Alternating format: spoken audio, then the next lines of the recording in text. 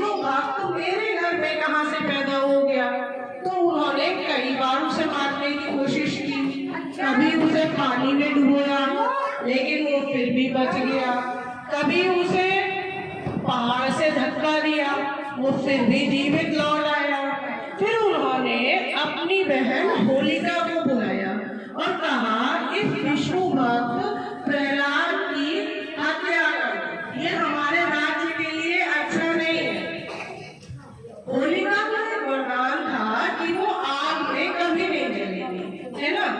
तो होलिका से उसने कहा कि तुम प्रहलाद को गोद में लेके बैठ जाना। और होलिका के पास एक जादुई शॉल थी जिसे ओढ़ के वो आग में बैठ गई। प्रहलाद को अपनी गोद में ले लिया उसने।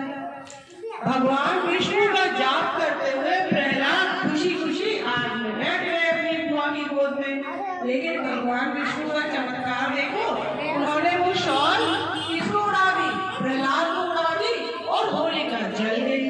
तो इस तरह से होली हम लोग उसी होलिका की याद में मनाते हैं। हमारे मन में छिपे हुए जितने भी बुराई है, दोष है, उन सब को होली में हम लोग खत्म कर देते हैं।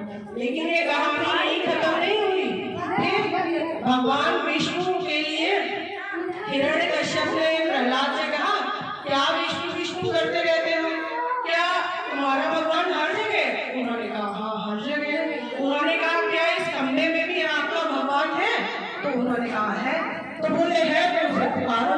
प्रहलाद ने बहुत मन से भगवान विष्णु को जब पुकारा तो भगवान नरसिंह रूप लेके उसी खंबे को फाड़ के प्रकट हो गए। नरसिंह का मतलब होता है जिसका सिर सिंह का हो और नीचे का जो शरीर है वो इंसान का हो। अब क्योंकि हिरण्यकश्यप को एक ब्रह्मा जी का वरदान था कि उनकी कोई भी हत्या नहीं कर सकता है, न इंसान, न पशु पक्षी, न नर, न किन्नर, गंधर्व, कोई नहीं मार सकता था। लेकिन नरसिंह भगवान ना तो पशु थे ना मनुष्य थे, वो आधे पशु आधे मनुष्य थे। फिर उसको एक वरदान और था कि वो दिन में नहीं मरेगा न रात में मरेगा। तो जब नरसिंह भगवान प्रकट हुए तो वो समय था संध्या काल का, ना देखा उसमें न रात ही उसमें। इसके बाद उनको एक और वरदान था कि वो ना जमीन पे मर सकता है ना आसमान में मर सकता है।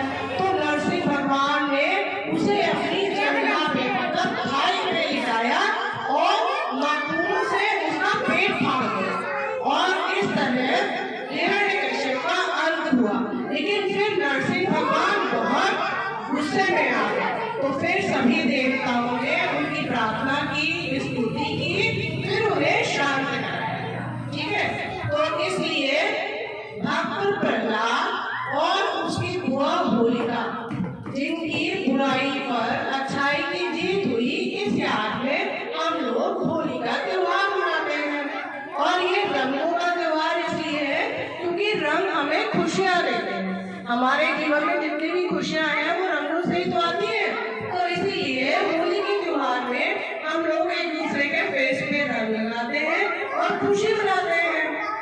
घरों में गुजिया बनती है, पापड़ बनते हैं, अच्छी अच्छी मिठाई आती है और होली की शाम को हम लोग नए नए कपड़े पहन के अपने मित्रों, रिश्तेदारों, इन सभी को बहुत सारी विशेष और होली की बधाई देते हैं। ठीक है, तो सब बच्चों को पता चल